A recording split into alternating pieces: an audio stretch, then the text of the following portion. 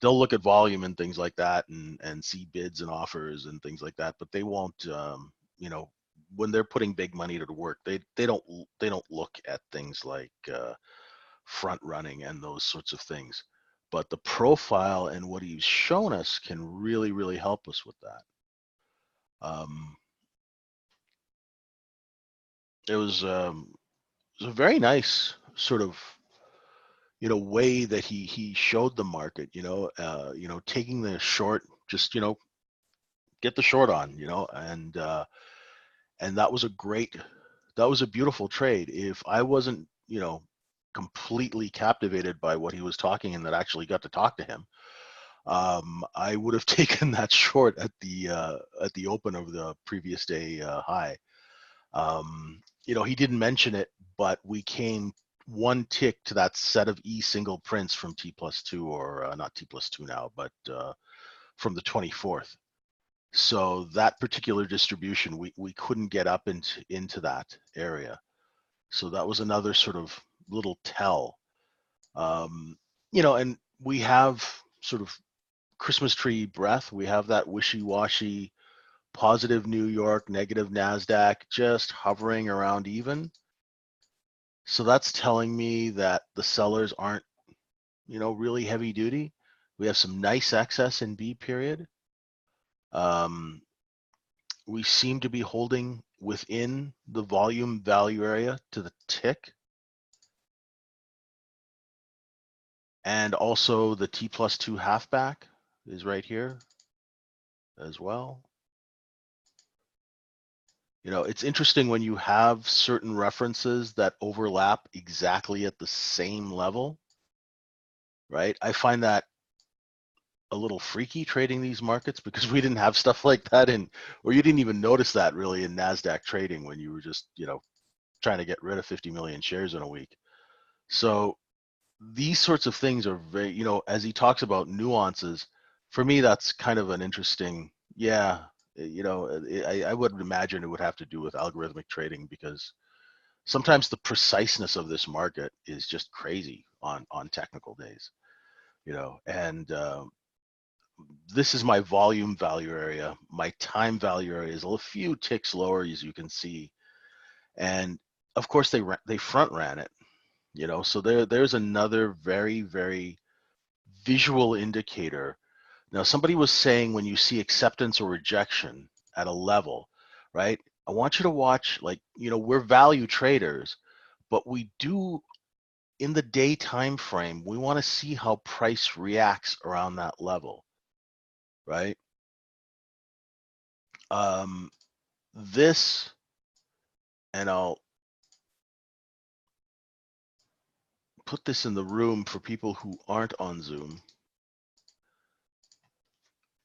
You know, the fact that we came to those two levels overlapping, people use the word confluence, and the fact that we could not even tag value area low, we front ran it to a tick, that tells me technical traders, the sellers are very light.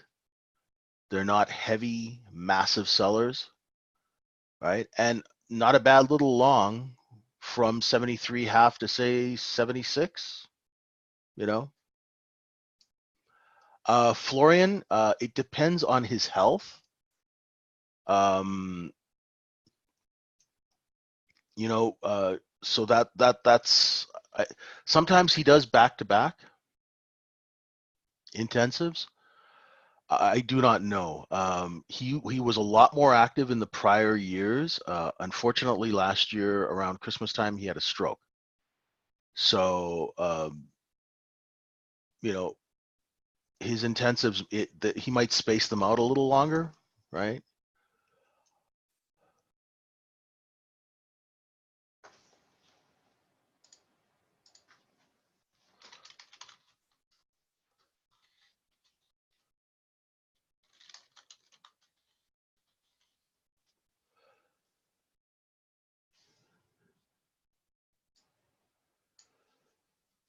You guys have any questions about what's going on, what we're seeing? I know I have these charts marked up like crazy. If any of you want me to like pull the line so you can see just a bare chart, let me know. But we can basically see how value is sort of, just sort of overlapping. Our developing value so far after only 2 periods is still in yesterday's range. We came off value area low to the volume point of control. We stopped short of it to the tick. Another sign that technical traders are in the house.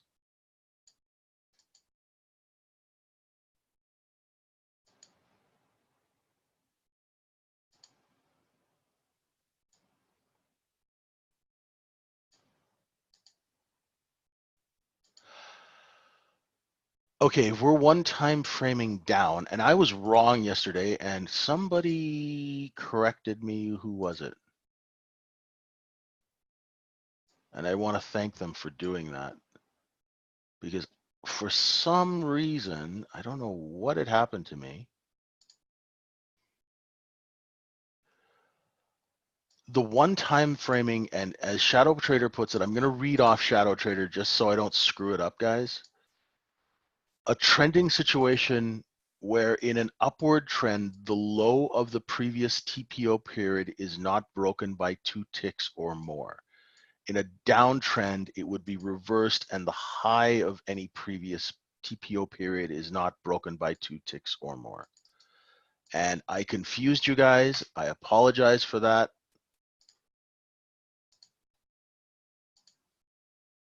And that will happen. And I'm very, very happy somebody corrected me. And I am definitely one of those guys who, in this room, if I say something that doesn't sound right, like tear it apart, because, you guys, people do make mistakes, and I don't mind being corrected. And I actually kind of like being corrected by you guys because it shows that you're learning and, you're becoming independent. Okay. I mean, those intensives, I imagine, are fairly difficult for him. Having to speak all day and that sort of thing. I'm not sure what the schedules are like for those things, but he's the exact same age as my mother, and he's in much better shape. I can't imagine my mother doing an intensive, or teaching a university class, with her energy levels. So for him to do this, it's a lot of work. So we seem to be holding in value. Okay, we could not break out of yesterday's value. We didn't even do a look below and fail and come back in. We just stopped short. There's the volume point of control to the tick.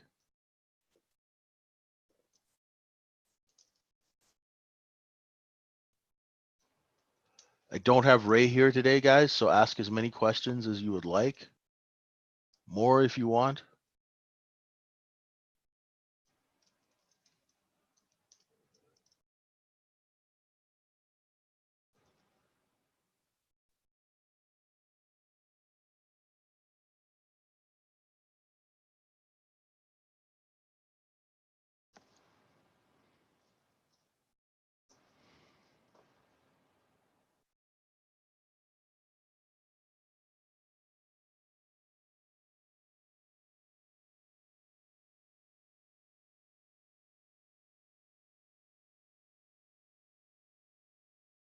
What's going on, Gaspar?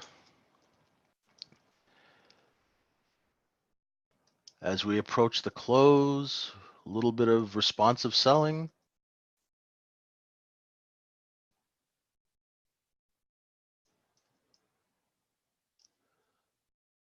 Is it a good trade to short when we got back into yesterday range and target? Okay. To short value area high? Or where would your entry be? I'm just curious. I'm agreeing with you. Yeah, once you get back into value and you find acceptance in value, your target's value area low.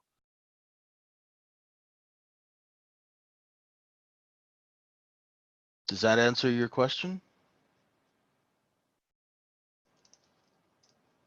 Okay, cool. Just want to make sure. One tick above what I have is the close. So I even learned something today, which is nice. I learned something new every day, is we should use the CME close off the website. It's interesting. And they have it as 80.50, so I guess we tagged it to the tick. Or one tick over what CQG shows me. And he uses the name, he uses unchanged for the close, which I've never heard. That must be a futures thing in the pit that they came in. Yeah, that's okay. Well, now you're not confused anymore, right? Unchanged close. Cool. Right. It's that must be a Chicago pit term thing, because I've never heard it either until I started listening to him. I was like, oh, okay, cool. I like to know what people call things in different markets, different references. Then again, I kind of geek out on this, on little things like that.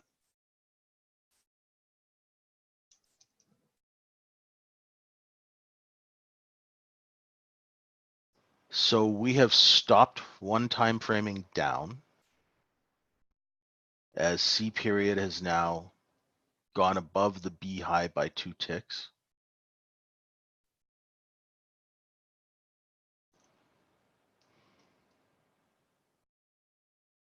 I do too.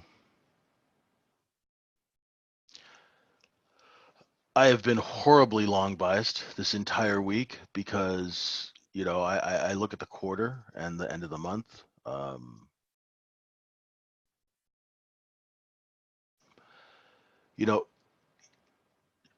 People at Mr. Dalton's level, they don't, when you're managing money and you have a 10, 15, 20-year outlook because the size of the money that you manage, so they're not likely to mark up positions as much as sort of the mid-level funds and things like that, the ones who are the short-term capital pools and things like that. So one tick above the close, responsive selling back down. Now let's see if we can, okay, thanks, Steve.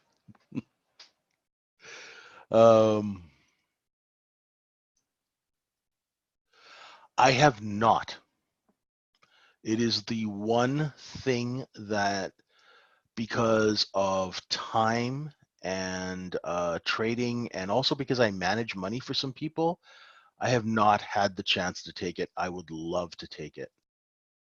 And it's one of the things, it's like one of my bucket list things. But I have a buddy, Paul Asmar, and when he started doing the profile thing years and years and years ago, the guy who taught him was a guy who learned it in the 80s and 90s. And I think Mr. Dalton used to charge like 14 grand or 15 grand a week back then. So, getting it out to more people. Hey, but Bel Air, I mean, the thing is, he wasn't retail traders, like he wasn't teaching retail traders as much. He was teaching guys who had come off the floor, right? And guys who from institutions and things like that. Because my buddy who those guys were on the floor of the New York Stock Exchange, right? And they were specialists, and they were specialists in a time where if you wanted to buy General Motors, you went to one guy. There weren't 30 market makers. You went to one guy and you had to buy or sell it through him. So they had the market locked, right?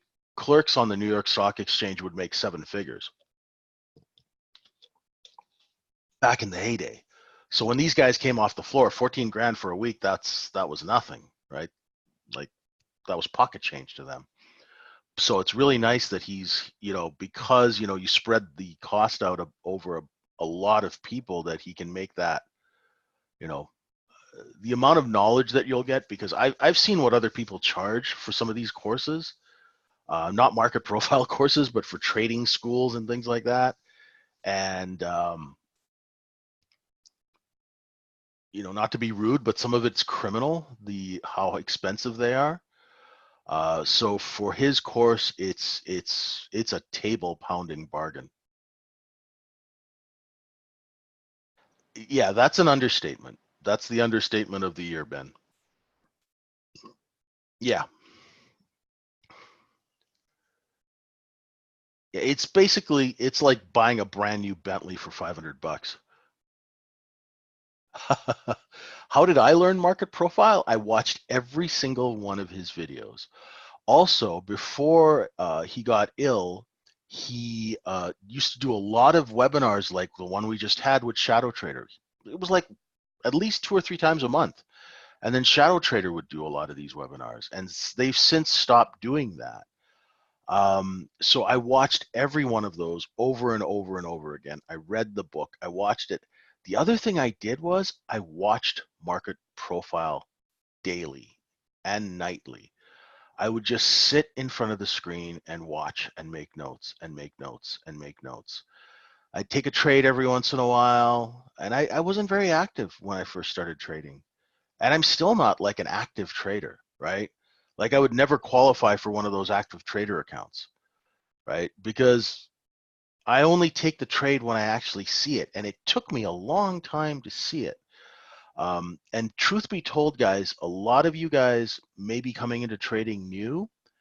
Like Florian, you know, you're a young guy and you might be coming into this new. And then the lovely thing about that is you don't have bad habits, right? I had 20 years of bad habits, right? Like when I took a trade, if I traded in my personal account, if it didn't work out, one of my market makers would stuff it for me, right? So I'd be like, you know, I got a $10,000 hit. Can you put this up for me? They'd be like, yeah, sure, no problem, right? So you didn't take losses, right? So just think about how that is really, really negative as a retail trader, right? Because when you take, you know, like, and $10,000 in a day wasn't a big loss for me, you know. Um, you know, like even $50,000, $60,000, your market makers would put that up for you in a second because you feed them so much order flow. So when you have that kind of mentality, and then you're sitting with, you know, even an account with $100,000 or $200,000 in it, and you start taking losses, you're like, ew, oh, they don't just disappear, or I can't just stuff them into an account. So horrible bad habits about risk management, horrible bad habits about shorting. You know, I would just start shorting because I would short to retail all the time, right? Well, the ES is a different animal. It's strong. You know, it's an international market filled with trillions of dollars of money. You have to learn how to take the pain, right? See, for us, pain was when a client didn't pay for a trade, right? Then you eat the loss, right? Or the client sticks you with a debit. So that those were like things like that were my bad habits, right?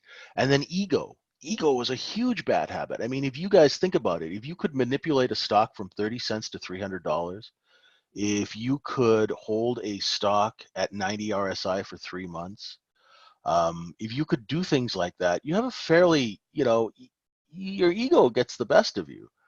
And so when you come into retail trading, you're like, oh my God, I took a hit. I took another hit. What's going on? I'm stupid all of a sudden, right? Um, so all of those things, those are bad habits that you guys won't have. Um, you know, and I think your learning curve, I see your learning curve is a lot faster than mine when I started this. Like over the last 4 weeks, I'm really like I'm very excited how quickly you guys are absorbing things. Well, you know, I think you can learn from my mistakes.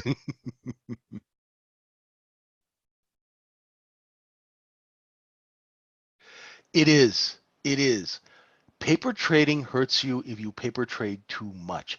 And thank goodness they invented the micro, because it's like paper trading, but with like, you know, instead of getting hit with a hammer on the side of the head, you get a pinprick, right? So if you lose $50 in a day, that's 10 handles that you're down, right?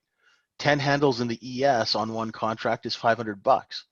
So this is a great way to put some risk on, to feel a little bit of the emotion, and to learn how to trade well and manage your emotions and manage yourself, right? It's just a fantastic product, right? And I noticed that even yet last night on Bloomberg that the CME was advertising the micro. It's a pretty cool thing.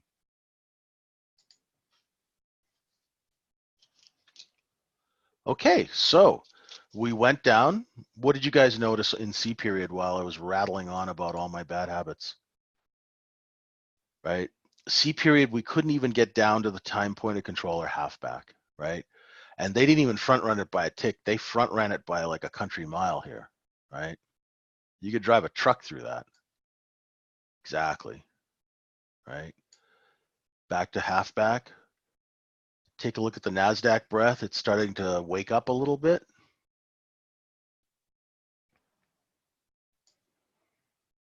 The pace is still very slow. The ticks are turning around a little bit.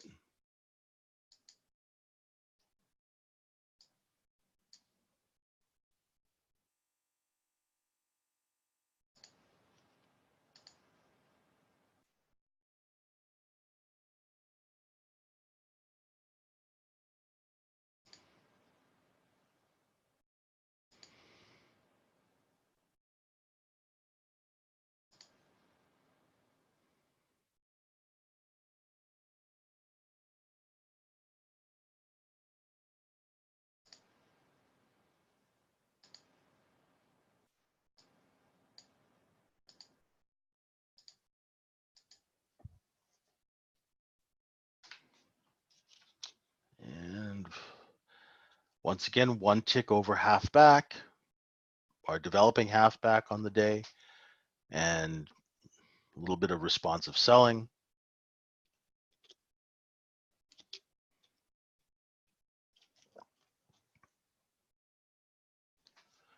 So we have good excess on the low.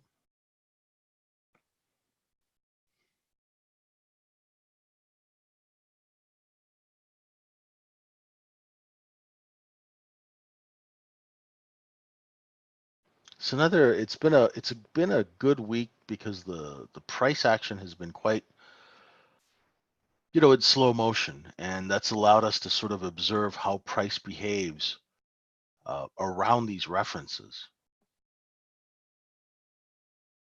Yes, 76 is one of my levels. It's one of those levels that I've carried forward for ages. And I'll show you guys how to do that one night, so you can calculate your own levels, because I've been watching the crude oil market and I haven't really traded it because I don't understand the underlying mechanics of it, and I really like to in a market that I trade. But I've noticed that that market profile has been insanely accurate in the CL market. So, I don't teach it because I don't trade it, but I have been watching it for the last 3 or 4 weeks. Actually, Xylo got me looking at all sorts of different markets. She trades everything. And, so it was very eye-opening when you put profile on something like the Russell or oil or even dollar futures. Some of them have, right? He's talking about the A singles, right? So once again, overnight half back to the tick. Yeah, these are single prints, right? If I collapse the profile, we have single prints here and we have single prints here. So he's saying that these might get revisited because of the type of day it is, right?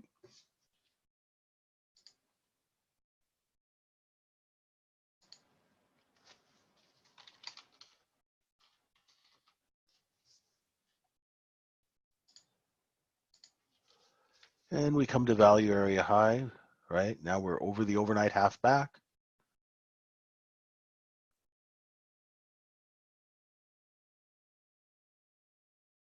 as we slowly creep up. Where are you long from, Gaspar?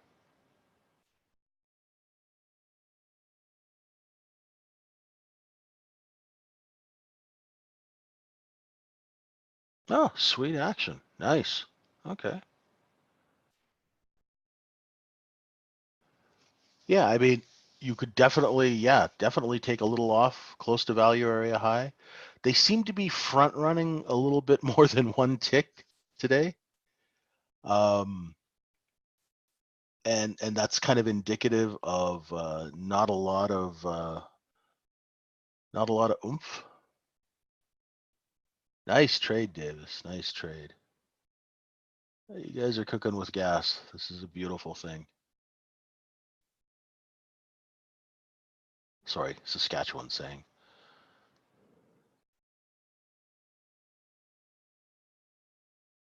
Right, so you can tell by the internals, they're positive, the tick's good, but they're telling you, and then also when you're managing your trades and you're managing your expectations, like, okay, so they front ran the POC on C period by a couple of ticks. They front ran value area high by a couple of ticks. So there's not a lot of follow through just yet. So if you are long, you want to take off a little bit before a reference, right?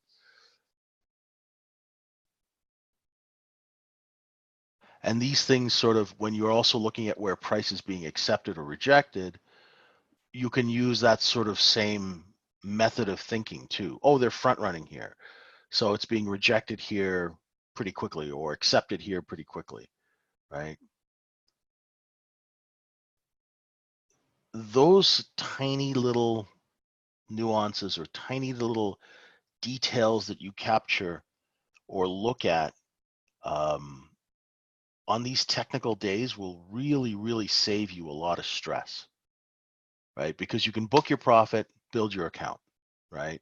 You can take the trade, build your account. Your risk is very manageable, especially when price action is this slow. You have the time to go put the trade on and put the stop in, right? Sometimes markets are moving so fast that when you go to put the trade in, by the time you move your mouse to put the stop in, the thing moves on you very, very quickly, right? So the pace of trading will also determine, if it's a really fast market and you're not slow, if you're not a quick executor, like if you cannot execute quickly, don't. Right? If you're a newer trader, that's another thing I should have, that I should be talking about. If markets are moving very quickly and you're not used to executing, maybe it's a day that you play with the sim, right? And practice your execution on faster moving markets. So we hit that J high to the tick, backed off a little bit, above value.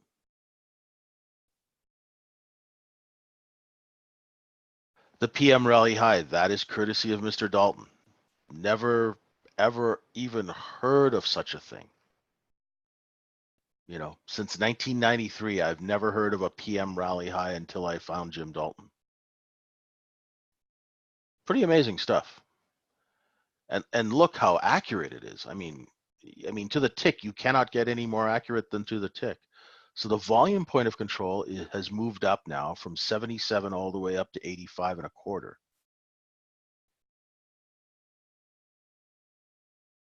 So this is some nice back and forth, very technical trading. Today's a very nice day to trade the micro.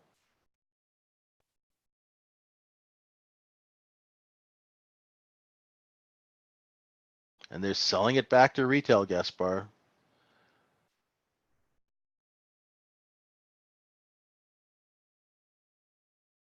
Yeah, from retail shorting and also, Gaspar, from retail selling it out, right? We used to call it puking. It's not a nice way of talking about it, but it's from weak-handed retail, we're shaking them out, right? And that was a very gentle shakeout. It wasn't violent at all, right? You're getting ready for your career as a market maker, Gaspar.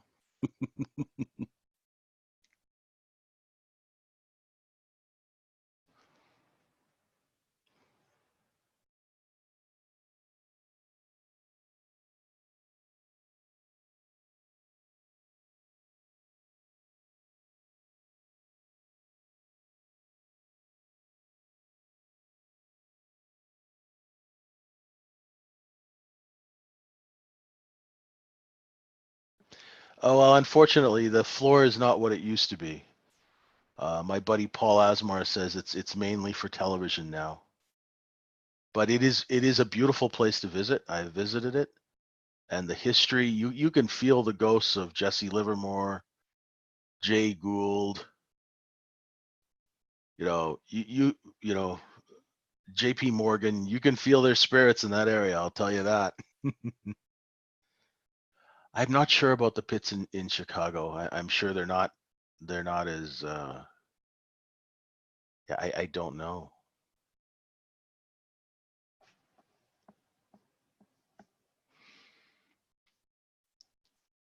Kai Whitney used to be a market maker at UBS, and he has a picture of the UBS floor, and I think it was like 2 football fields wide.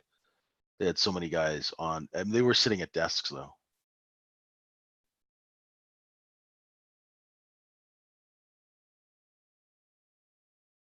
I think the first time I visited the NYSE was 94 or 95. I can't remember. It was amazing.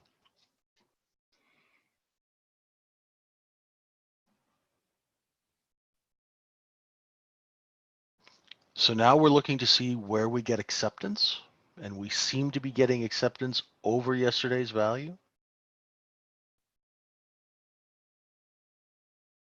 Our point of control time-wise is down at 29.80, and I'm looking maybe in C period for that to move up. Yeah, a bunch of algos flew out the door. um, who Steve is talking about Paul Asmar, and Paul Asmar is a guy that I found on Twitter and I brought into the old room that I was in. And he was a floor specialist for Spear Leads and Kellogg, where some of my really good friends worked in the NASDAQ area. So I reached out to him, and Spear Leads was bought by Goldman Sachs. I think Goldman Sachs paid, I don't know, 7 or 8 billion or some crazy amount of money for them. And Paul Paul was a specialist with them, and he's a part of history. He only trades SPY options, um, but when the CME went public, he was the lead market maker. He ran the order book. That's pretty cool.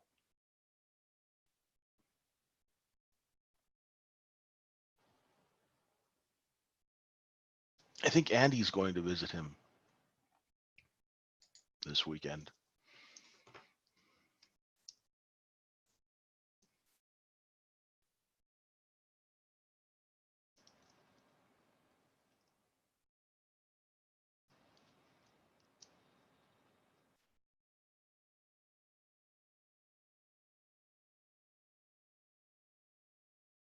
Yeah, I don't trade options at all. I had one options trading experience which put the fear of God in me.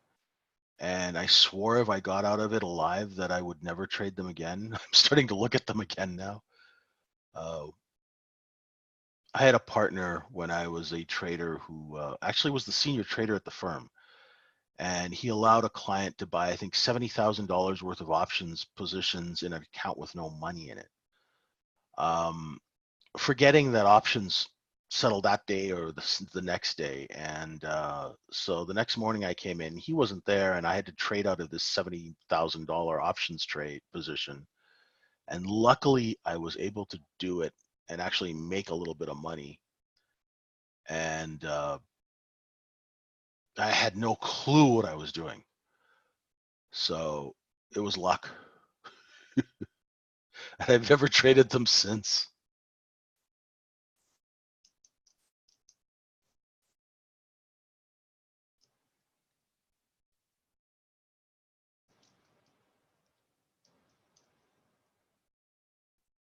So we're coming down and testing value area high.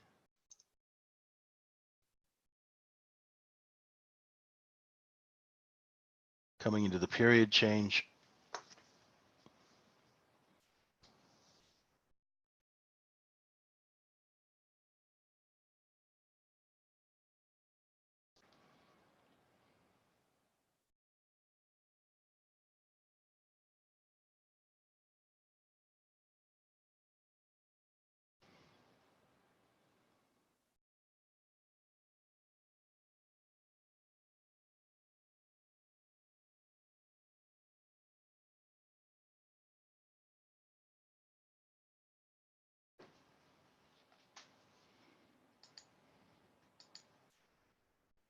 I like trading the futures market. And I never traded futures really. On the trade desk, we'd put in client orders for futures, but we didn't have volume profile or we didn't know anything about this. And it was done over the phone. We'd pick up the phone and call Knight Trimark and call the order in.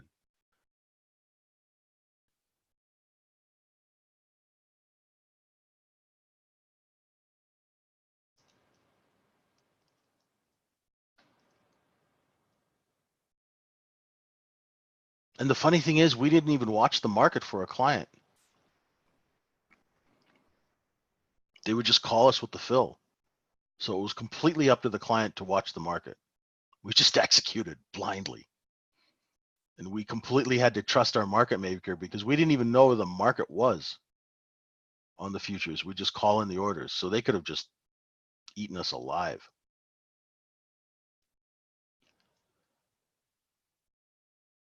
Yeah, waiting for D is not a bad idea. I want to see how this cookie crumbles here. Let's see if we can move that time point of control up here because it seems to like this area. Seem to be finding some acceptance. I love shenanigans. Bring them on, Bernsey. The weirder, the better.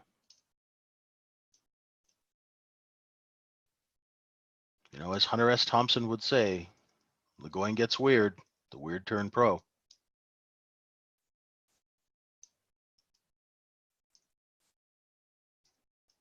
That's what we're looking for. We're waiting for the time pot to move up.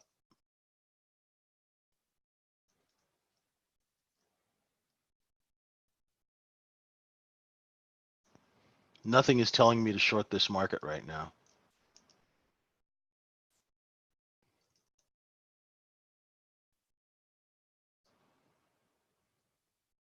The tick is incredibly strong.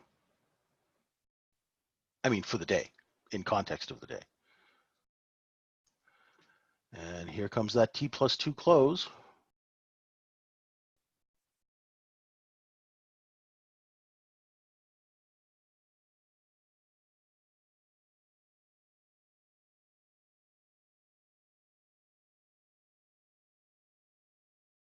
We are still in yesterday's range.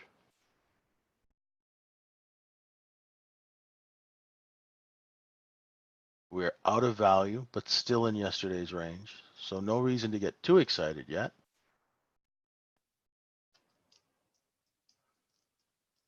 But the fact that we could not gain acceptance back into value, into yesterday's value, told me that this market is to the long side. Now there's the T+2 close to the tick.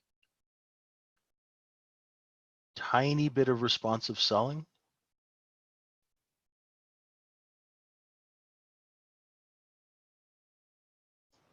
It's very nice, the price action today. You can actually see things almost before they happen. That sounds a bit silly, but the price action is slow enough that I can actually register information sort of deeper. So a little bit of responsive selling.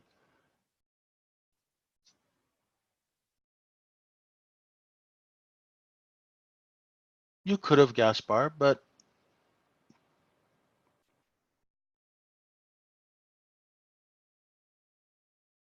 for the time being, that there's nothing wrong with that trade. 77 long is beautiful. Nice trade, Jay Smith. Beautiful. Way to get in there and way to manage it.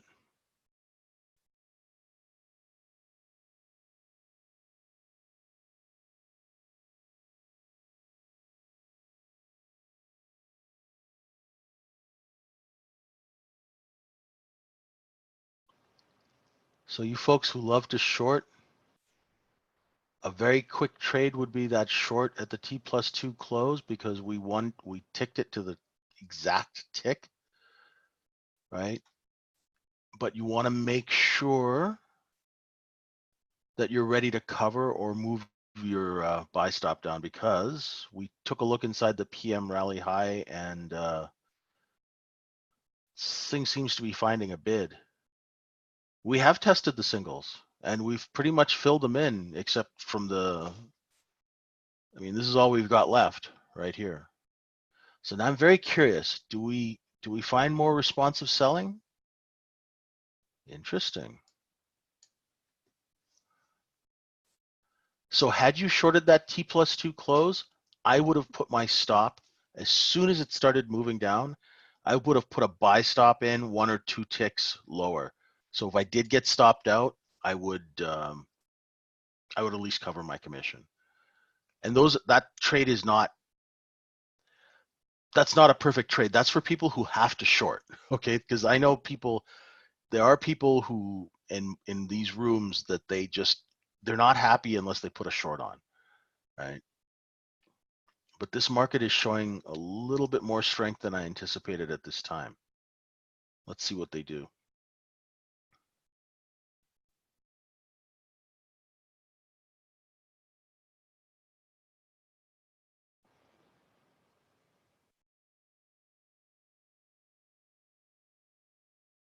And if you look at the internals, if you look at the advanced decline, you can see where we opened, how we came off, and it's just been steadily creeping up. And the up and down volume, and we got 1.6 here with Thinkorswim, 1.51 here. So it's very, very strong compared to 45 minutes ago.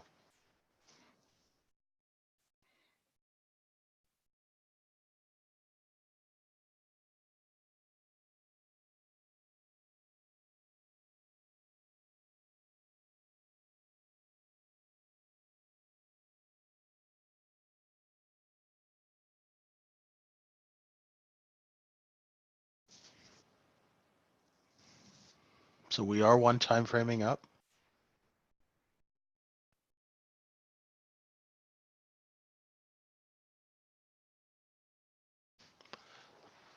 So sort of behind the scenes on days like this when they open. And did you notice when we were on the webinar with Mr. Dalton, how the price, it didn't like slam down or push down hard. It sort of just drifted, it just drifted and drifted and drifted. And they seemed to catch a good portion of it just around the 77, 78, let it sort of, weed out a little bit. And then they took the market right back up. That's very, very indicative. I've written an article about the gap and trap. This is the opposite of the gap and trap. Where you open a market and you just let it fade.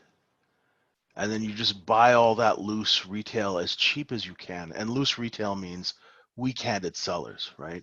And you can tell they're weak-handed sellers because how technically the market traded. Stopped short 1 tick of those single prints, right? You bought the low of the day? Nice. No, I will not show the Delta window.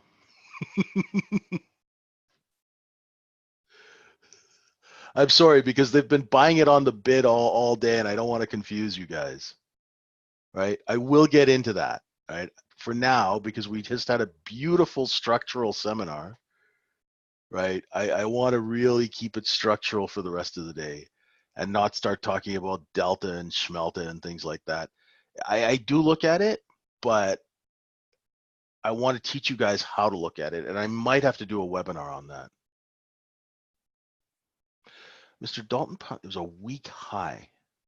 Okay, when we first opened, I think we 1 ticked over the previous day high, went down and then went back up and sort of corrected it. Okay, and a weak high is a high that happens to the tick or 1 tick above a very visual reference. Is the breadth strong enough? Yes, Jay Smith. And this is one thing about internals that you don't want to zone into too much. Remember this though, okay? You can do amazing things on the long side with very mediocre breadth. All you have to do is shut off the selling. If no one is willing to sell at these levels, you could take the market literally up another 15 to 20 points on the breadth we have here, right? So don't think because we have sort of wishy-washy or not so strong breadth that this market cannot rally, right? That's a very sort of strange thing.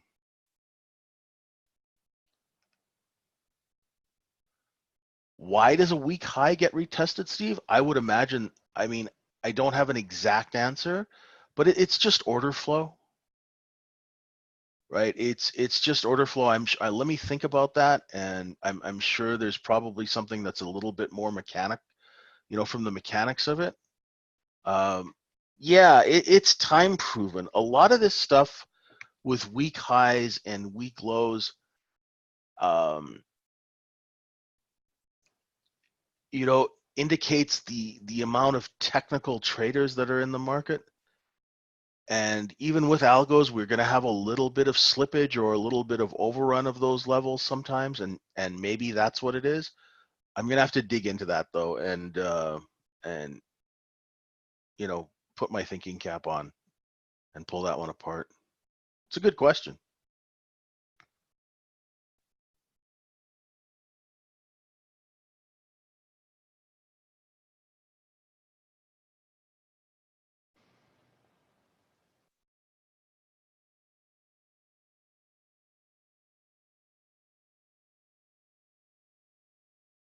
So just letting out some steam here.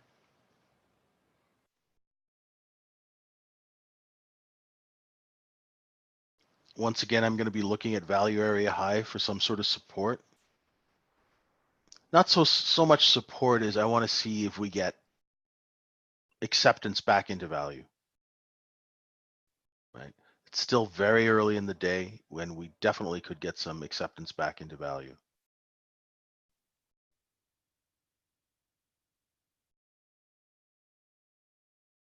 Jay Smith, does that answer your question about breadth?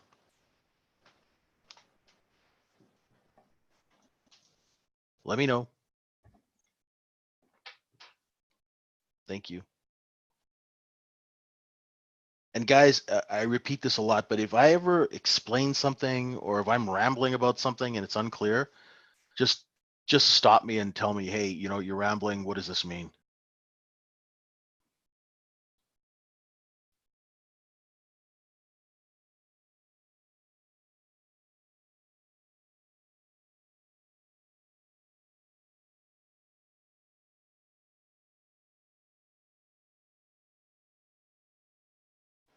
So this is some natural ebb and flow.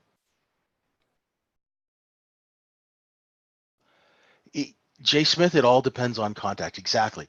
But if you have 8-1 or 6-1, sometimes you'll have double digit breadth, like you'll have 10-1 positive breadth, on these trend days. And that's just get on board and go, right?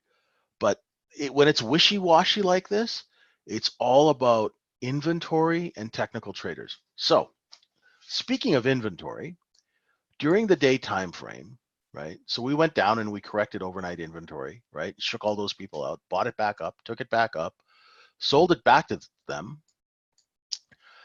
Now, as we are up here and we're down from 73 all the way up to the 87s, there are people who will want to get off the train. There are some people who will take profits. Gaspar took profits at value area high, and he did so into strength. As a desk trader, I love that trade because I love to sell into strength, right? Because you can get rid of a lot of position into strength, right? So now these people are a little, they hit a very technical reference, one ticked it, coming back down. And what I'm looking for is how it behaves once we get to this area.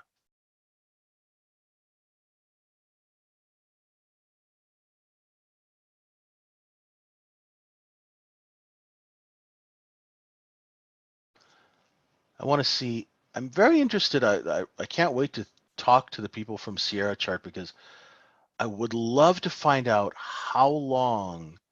So we have 3 wide here and we have 3 wide here. And I would love to see exactly what kind of time they use within that period to move the point of control up. Okay. Thank you. That is something, because if we know if it's 20 minutes, 15 minutes, over 15 minutes, let's see at 9:15 if that point of control moves up, maybe it's 15 minutes. I'm not sure.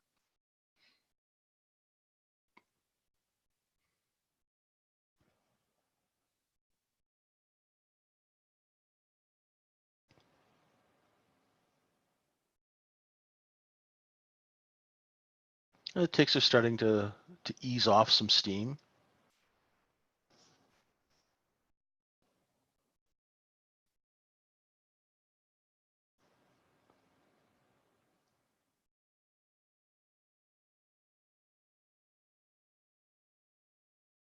So we've had 2.5 because we're not finished the D period. 2.5 half-hour periods up here. So price seems to be getting accepted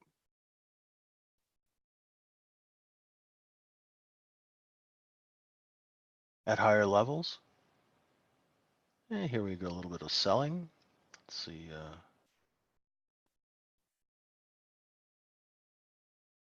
How we navigate this.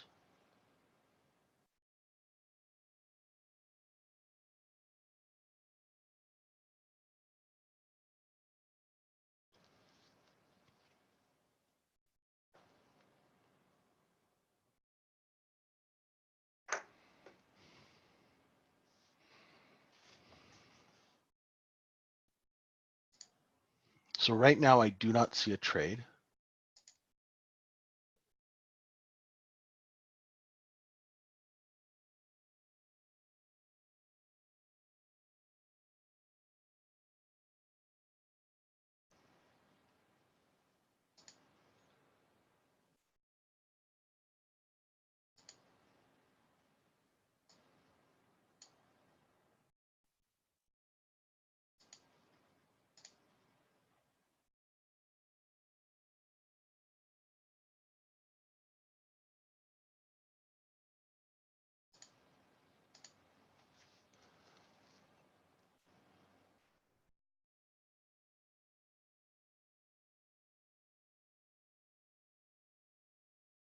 We're looking at time value in the TPO itself. Let's see if we can hold 84.25. Just because it's slow.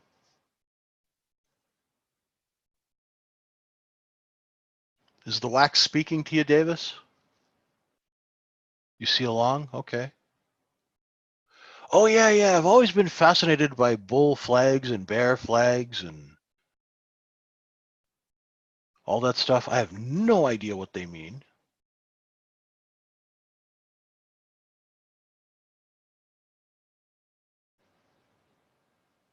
And I always say, how can a bull hold a flag? It has hooves, not opposable thumbs.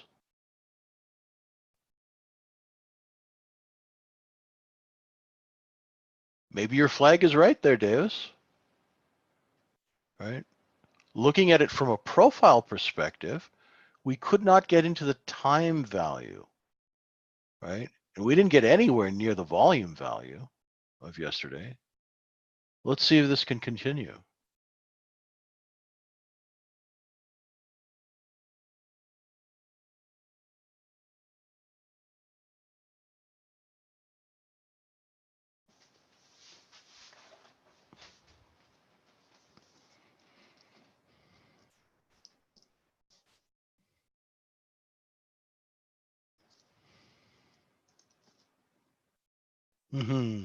If break it and find acceptance. Right? There's 84.25. So we just tagged the time value of yesterday. And here we come. So this is just inventory correcting.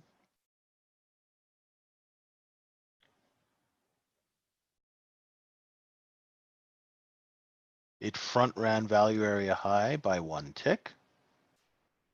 Another very technical. Let's see how much responsive buying we get, or whether they let it fade back and tag overnight half back. There's so many references in this, in these days like this, where we have overlapping value and balance ranges.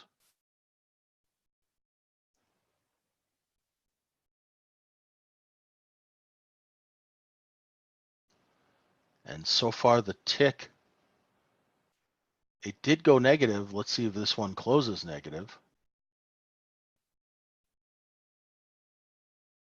We are still 1 time framing up.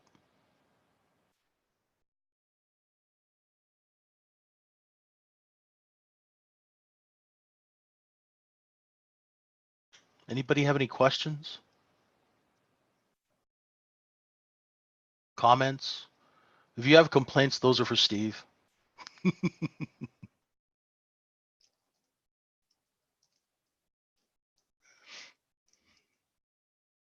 Or Vuk. Oh, this morning, come on. It was like meeting Coach Lombardi. It was amazing. I think I've spoken to him once before on a webinar he did. I asked a question and he answered it.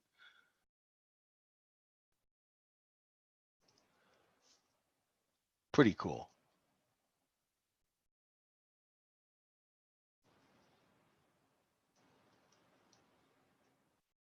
That was very nice.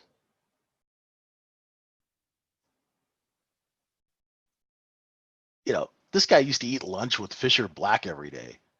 I mean, from the Black Scholes options pricing model. That's pretty heavy duty.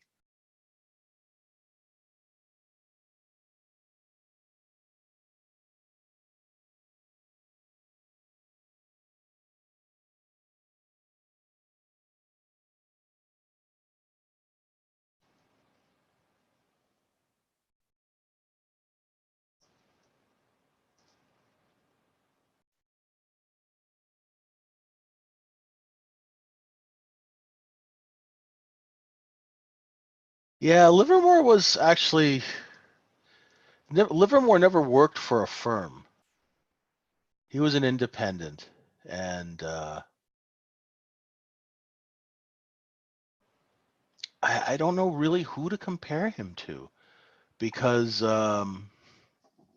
yeah, reputation wise, but it's interesting because he was on the institutional side of things, and Livermore was always a retail trader. Now Livermore did run pools, which means he manipulated stocks for guys who had, you know, positions or had financed companies, and I find that really fascinating.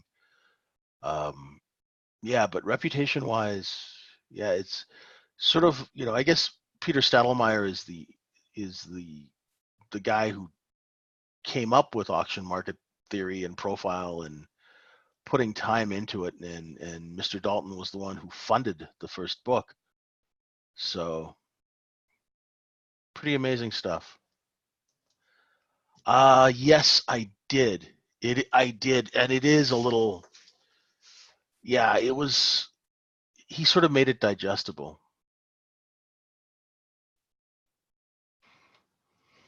We're back into value. The underboss. That's funny. I was watching Casino last night. That was too funny.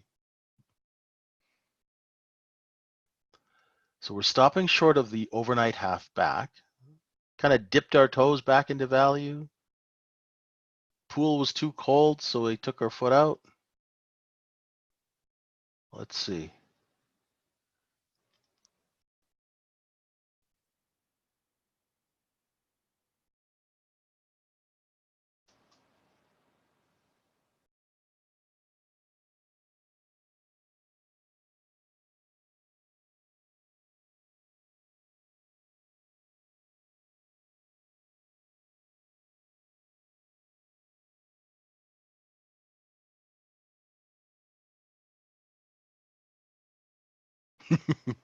It might be. You know, it is getting hung up.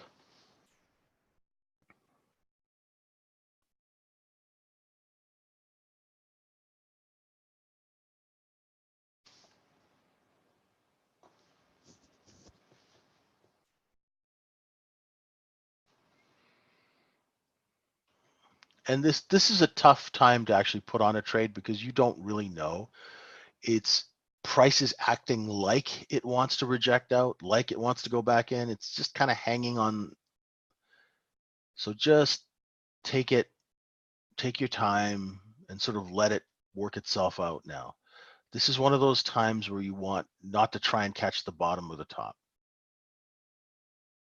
Gaspar, some of these markets are so scary when you put profile on them, like oil, gold, some of the Forex futures. It's just amazing how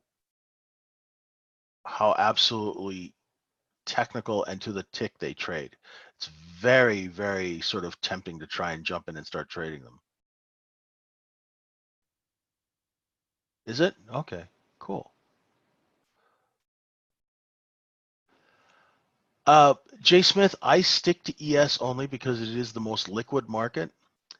And also because I am intimately familiar with it and it's based on 500 stocks, right? I do not trade YM or RQ. The thing is, we can, in off hours, we can go and look at things and explore things and have questions and answers and dig things apart.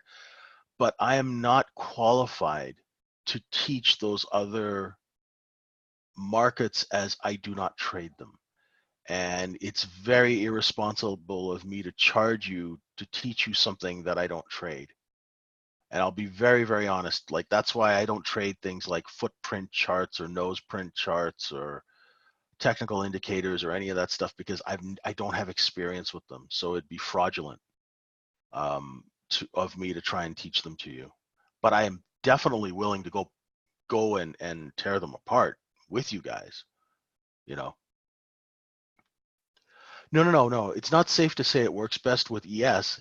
It's safe to say that JJ knows ES better than the other markets, right?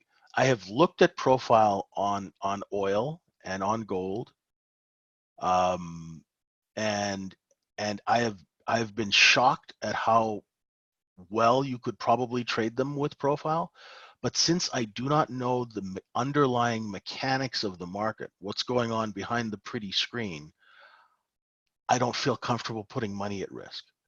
When I have time to, I'll tear them apart, and I'd love to. I'd like to talk to some oil traders. I'd like to find out how that whole thing works, right? But because I am woefully ignorant of those other markets and the mechanics behind them, I'll stick to ES, especially if I'm teaching. Oh, and apparently it works in equities too. I mean, Andy trades the SPY, which is an ETF, which is trades like an equity, and he uses profile. Yeah, a micro CL would be a really good thing. I don't know why they haven't done that. I'm waiting for that. That would be very cool. There's a micro CL? Oh. Exactly. Liquid stocks. I've seen guys use profile for equities. I've never used it myself. I'm very, very loyal to ES. Oh, MCL is micro crude? Okay. Because once I start looking at other markets, I'll never get out in front of these screens.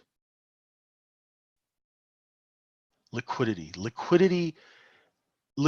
will be on my tombstone when I pass away because liquidity is everything. And one of these days, unfortunately, the world is going to find out that liquidity is the most important thing when all of this stuff starts falling apart like a cheap suit. Because we have ETFs over trading stuff, distribution, VOOC. Exactly. I used to have this client, and the guy was hilarious. He had fought in a war in Europe, and he was a biker and a guitar player and a promoter. And this guy could sell ice to somebody who lived in the Northwest Territories, no problem. And he always called me up, and he had this thick accent. He'd be, JJ, we need distribution.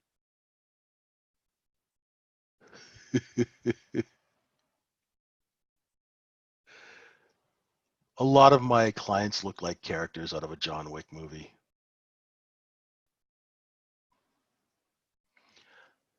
Distribution means, Gaspar, if you have, you take a company public and you have 50 million shares between three guys who financed it, you need to distribute that stock. So you need to create a market to distribute that paper into.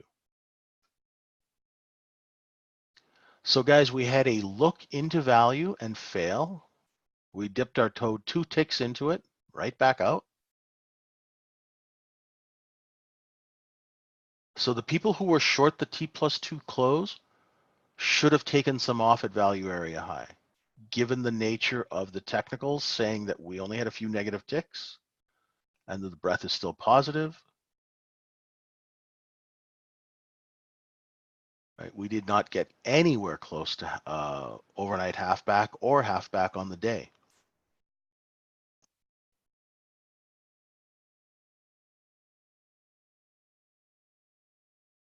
Had you taken a short in C or D at this T+2 close, right?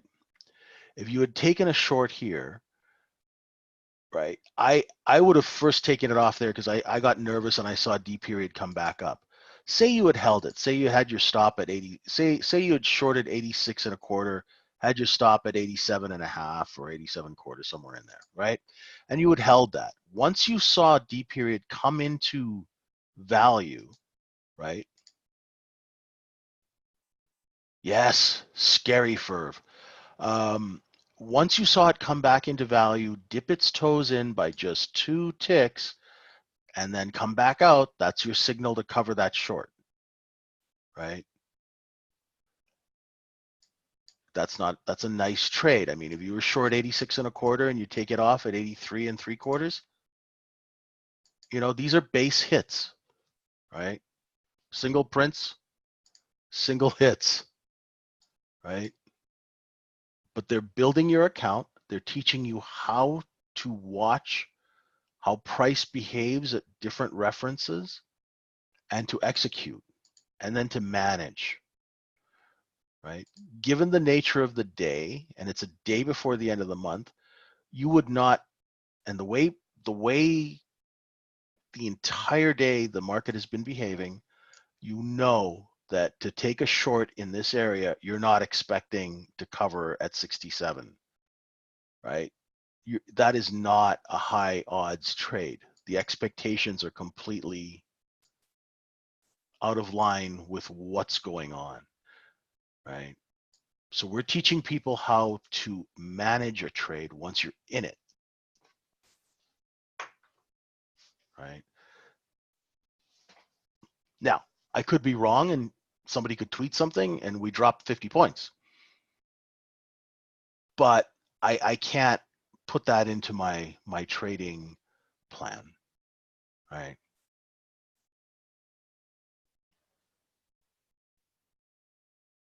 I don't know, Andy. That's a good question, right? I look at rotation like rocking a car back and forth in the snow to get it out of a snowdrift.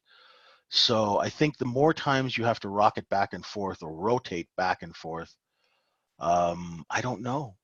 Let's keep track of that. Great question.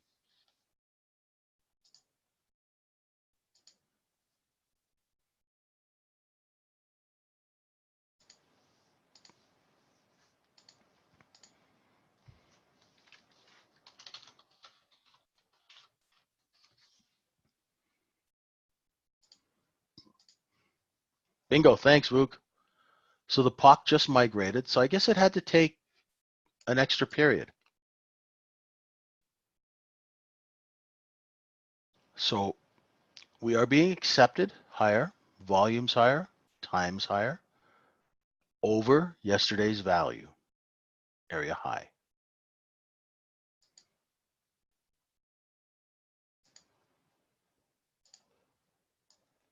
If we have people who are good at keeping stats in the room, please feel free. Like Andy, how many times do we rotate, that sort of thing? Yes, zero suit. I think that's what he's talking about.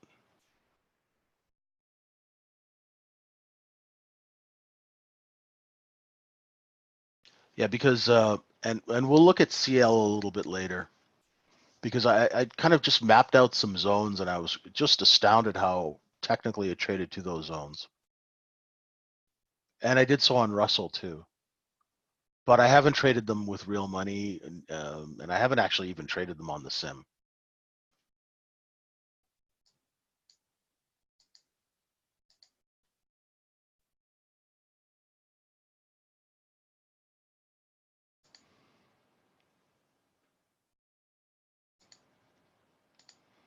Isn't the POC where the highest number of TPOs? That's right. That was also closest to halfback for the day. Halfback for the day is right here. It's only 2 TPOs wide.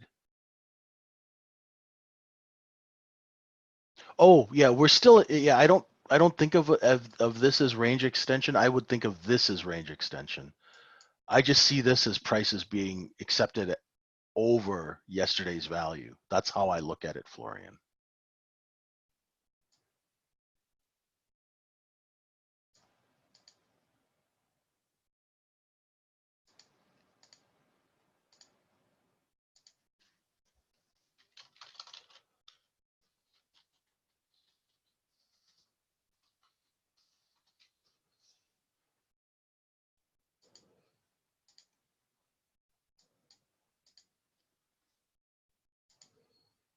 Okay, I'll let you and Andy go back and forth over that.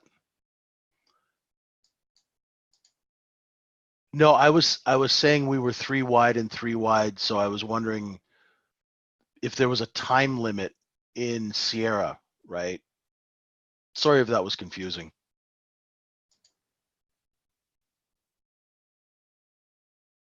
I apologize for that. I was just thinking out loud and I shouldn't have been.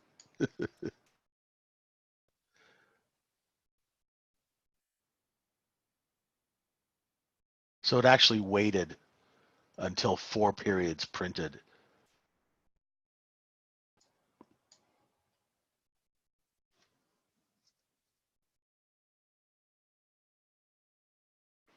So what are we noticing now? D period took 2 ticks of a dip into value and rejected out.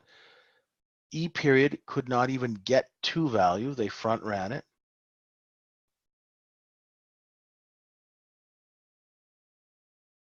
Okay.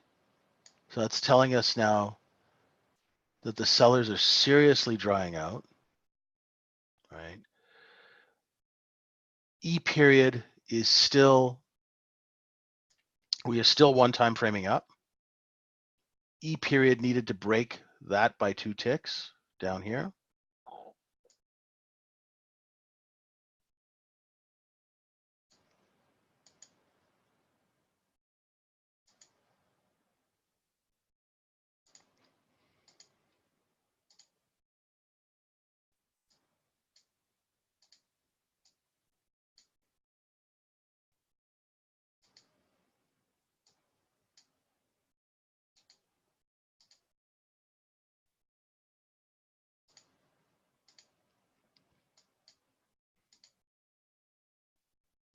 Yeah, that makes sense, Zero Suit.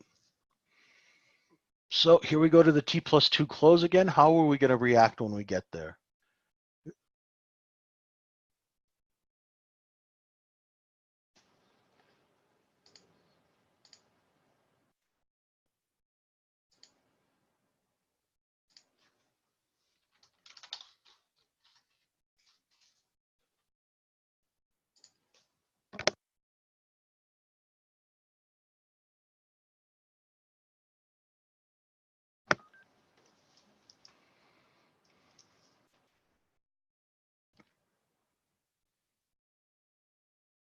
Ticks are holding nicely.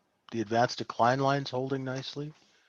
Breath has just been steadily creeping up all morning.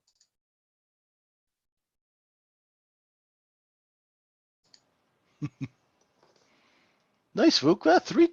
Three handles isn't exactly a scalp, but hey,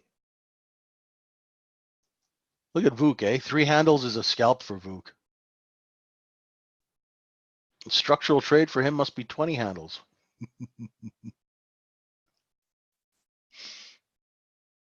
Nice trade. Hey, I got to bug you a little bit. Ray's not here for me to bug, so.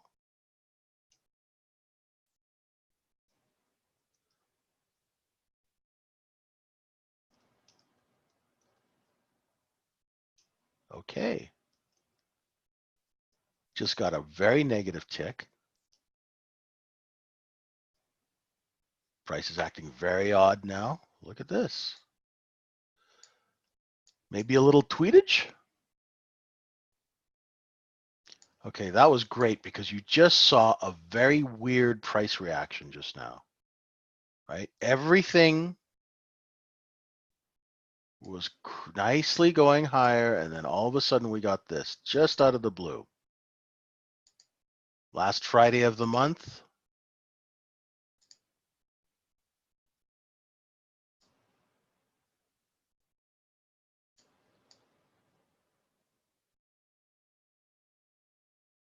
Last Friday of the month. Still very technical, right? Looked below the overnight low. This is distribution, definitely, Gaspar. Right? They're distributing what is going on. White House weighing limits on U.S. Oh. Okay, now let's let the algos and schmalgos absorb this. Point of control moves down. Why do they put this news out? Why are they? It's not news. They're considering something. I'm considering having tuna fish for lunch.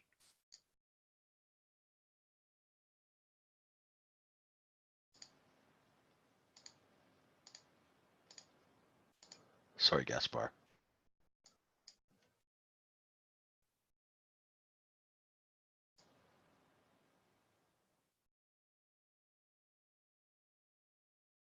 Alrighty, let's go test the previous day low. Might as well since we're down here.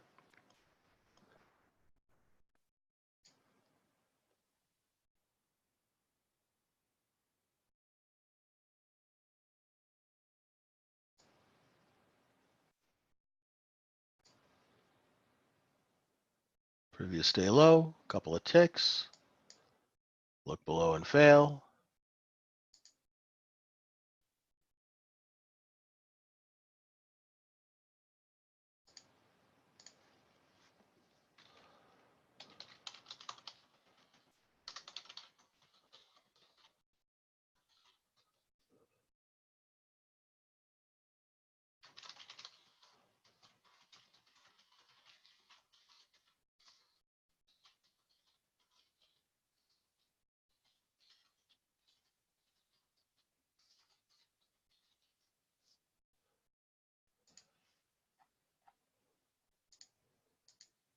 Oh, and some impeachment.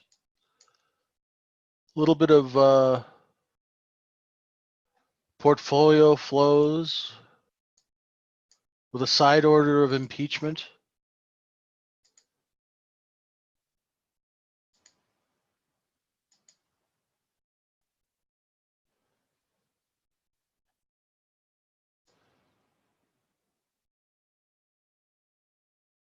Andy is an active trader.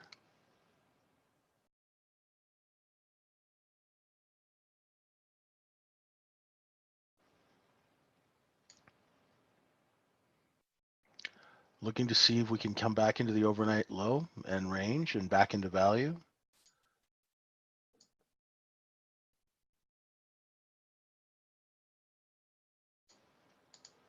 Oh boy.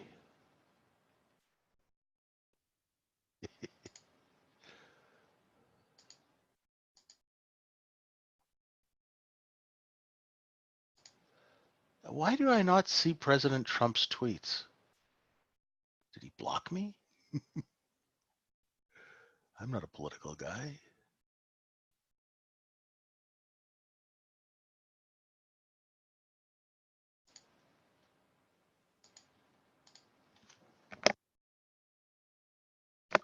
If we stay in value, right?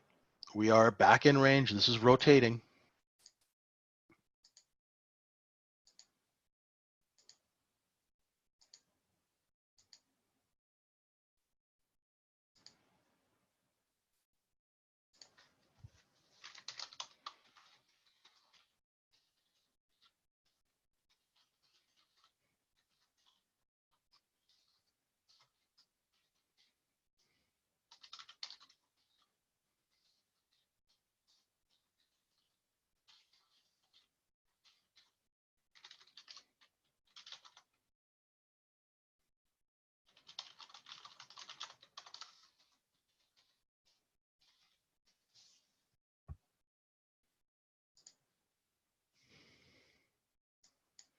I get some back and forth here, right? We had a reaction, a counter reaction, right? Think of moves like this, like you take a rubber band and you pull it back, right? It's going to snap right back and then snap back the other way. And that's what's going on right now.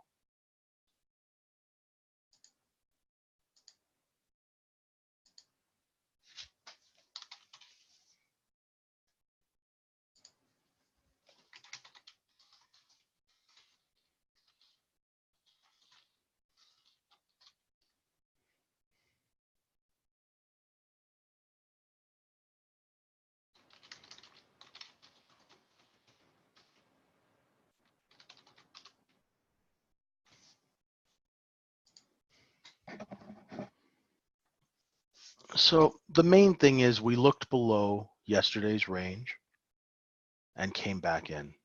Nice trade, Jazzer. Quick fingers. Beautiful.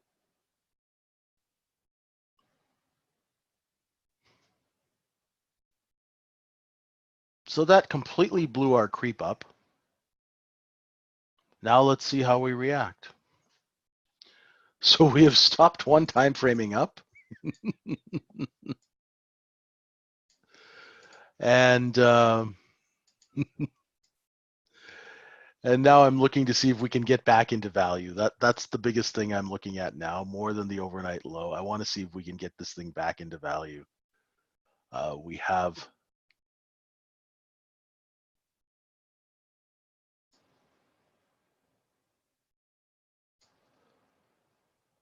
there'll be some back and forth.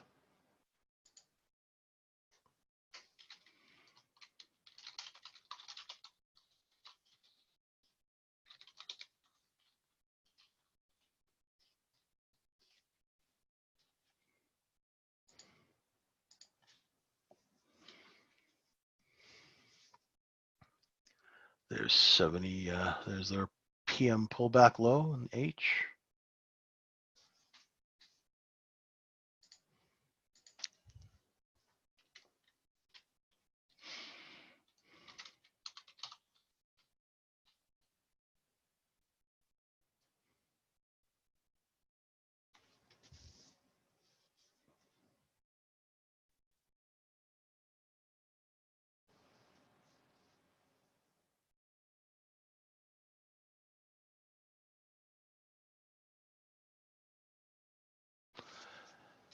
So we had a quick reaction down. We had a counter reaction back up.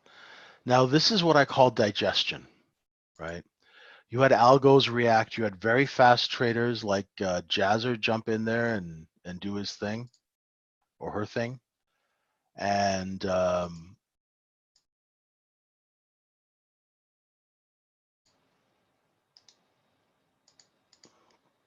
ELO is 62 half, Gaspar.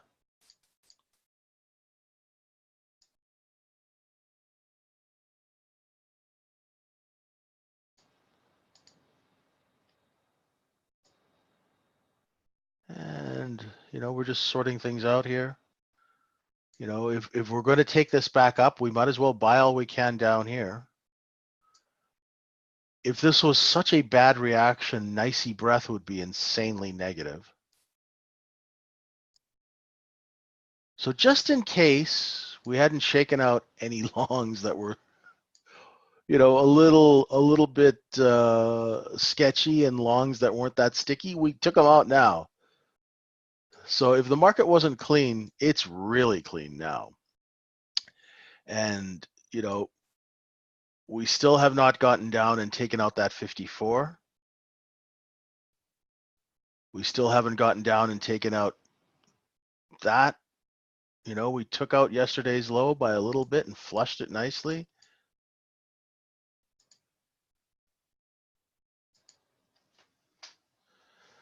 Now, as we navigate value area low, you'll see a little bit of responsive selling, right? You know, those of you who picked up some contracts, 66, 63, 67, you know, you might want to get off the train here.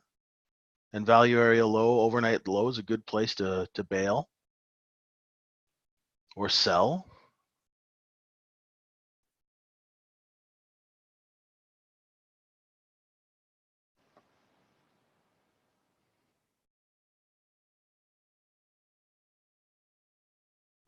So we tagged value area low, rejected out.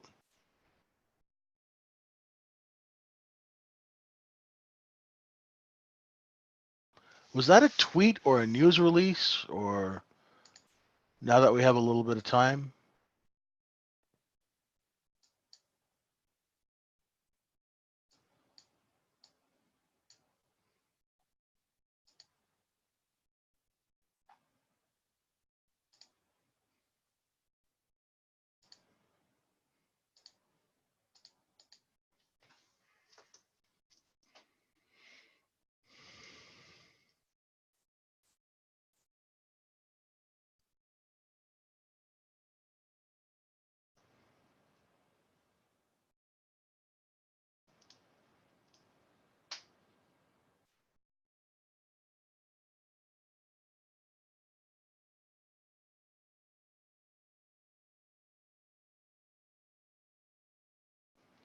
Oh, he's delisting Chinese companies from US stock exchanges? So there goes Alibaba. Even though Alibaba is not a Chinese company, it's a company out of one of the tax havens that has a revenue sharing agreement with the Chinese deal. Okay. So I don't even know why they would put something like that out. Trump officials considering. That's kind of irresponsible. I'm considering having tuna fish.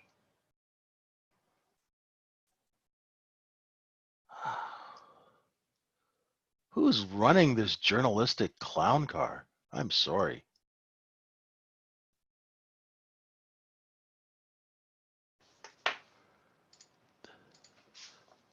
Yeah, Odds just texted me.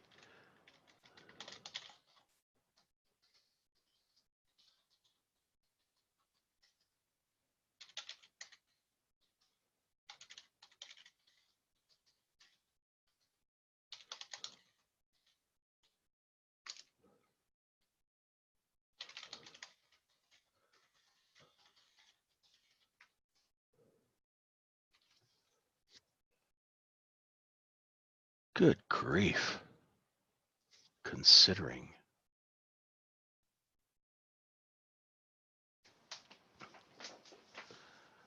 They need to tighten up the reins on that. I mean, that was they just ruined a beautiful one time frame. I'm all in favor of flushes, but geez, come on.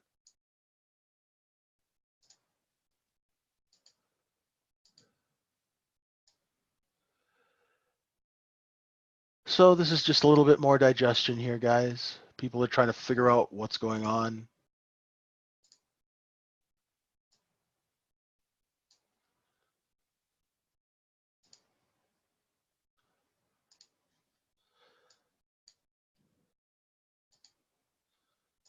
So anybody have any questions of why that happened?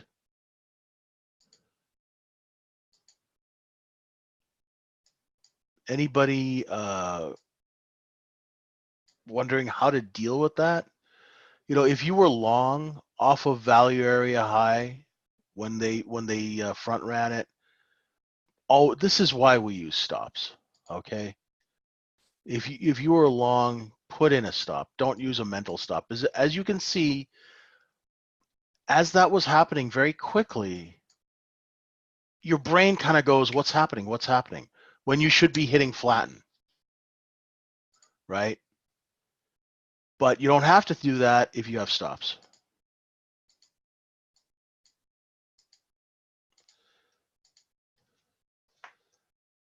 Davis, if your stops are too tight and if they're not working for you, then use wider ones.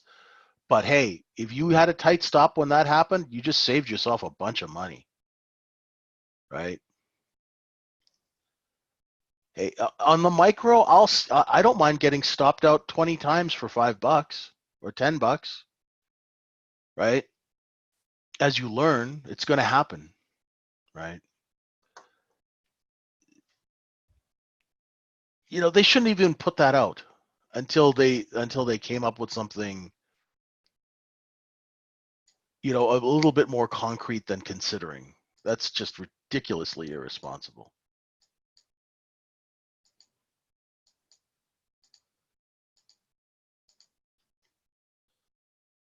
After hours, that you know, you could use tighter stops. But the thing is, with this tweeting environment,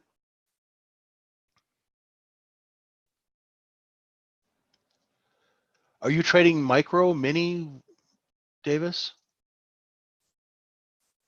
Micro. So you're paying 78 cents commission round trip, right?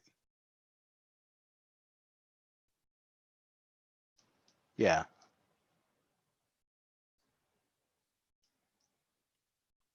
I know. You know what? I'm being hard on you, and I apologize. I wouldn't have even picked up my phone for less than 3% commission. So I don't even consider, I consider 78 cents round trip free, right? My ticket charge was $25.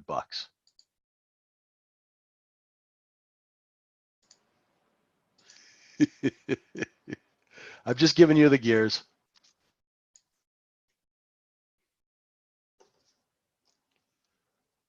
That's true. That's true. But hey, this is a part of trading. Get used to it, right? Soon, the number of losses will decrease over time, right? As you learn profile, right? Hell yeah, Zero Suit, $25 just to pick up the phone, right? We charge 3 to 5% commission on the dollar value of the trade. That's how it used to be, right? The guys on the New York and those exchanges, they charge an eighth. They charge 12.5 cents a share,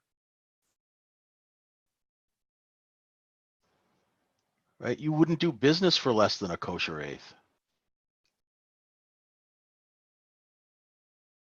It's okay. So it's a part of trading, man.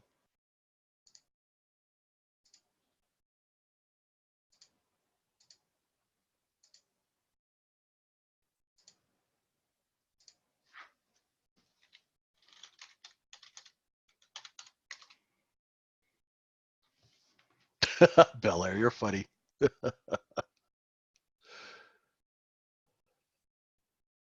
Jazzer's 1000% right on that. That's why I like structural trades, because I wouldn't have taken 4 trades. I would have been past my daily limit by 1 already, right? But that's just me.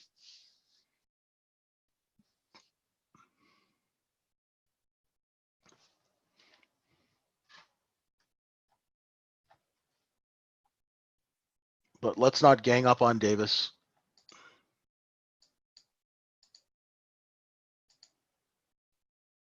He was just expressing himself.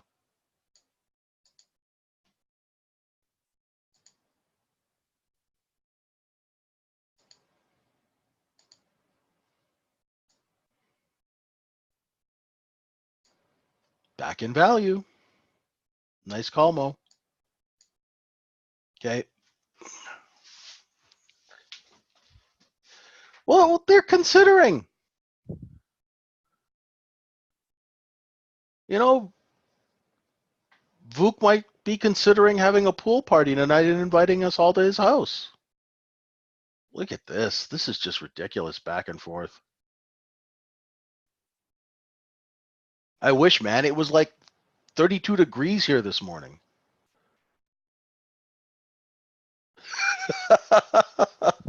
Odds trader just texted me and said this market's effing cooked. He's so mad. He must have been long and got stopped out. This is no way to run a market. This is just ridiculous. It's like these markets. No, he uses stops. These markets use. Sometimes we'll trade like a penny stock market. It's just ridiculous.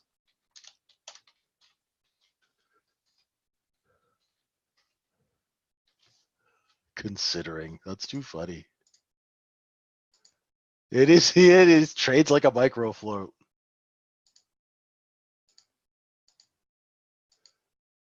I'm going to sleep until next November. I've done it. It's not worth it. So our point of control is now down at 77.5. And we're back to that time point of control. The red line is one of my levels at 76. I've calculated out. And what I did was I took balance zones and expanded them and then cut them in half and looked for the half back of them. I'll teach you guys how to do that.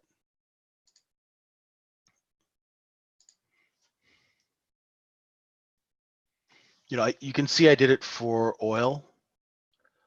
I looked at oil and, like the trade today before the open was amazing when we came down into the zone and tagged it to the long side. Everything is done manually for myself. I do not automate anything. Everything is drawn manually and then moved manually at the end of the day.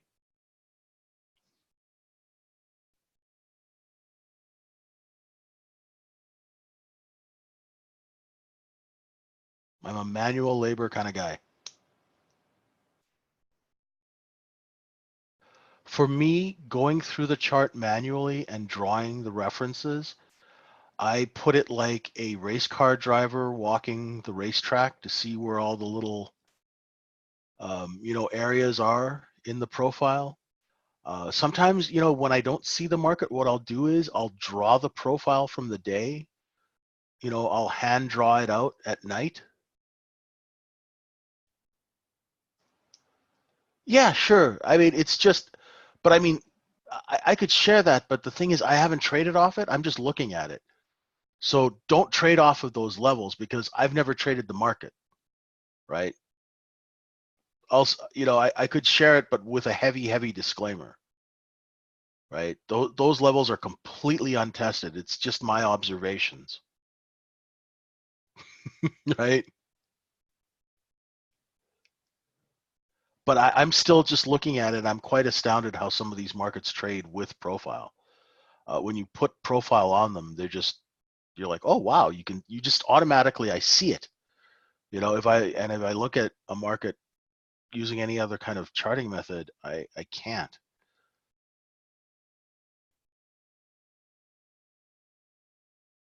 Yeah, what profile is it's order flow. Everybody talks about order flow trading, and there are people who charge astronomical amounts to teach you how to trade order flow using the order book depth of market or a footprint chart.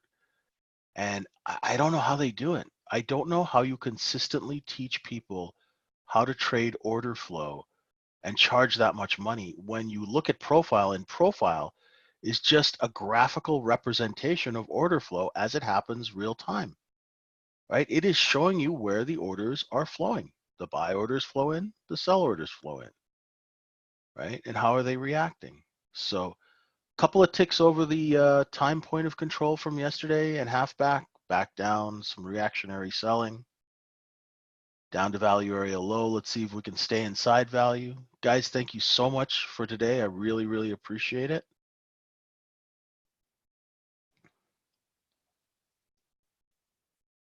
Have a great weekend. I will be back to do a recap at the end of the day, and I'll be poking around the room.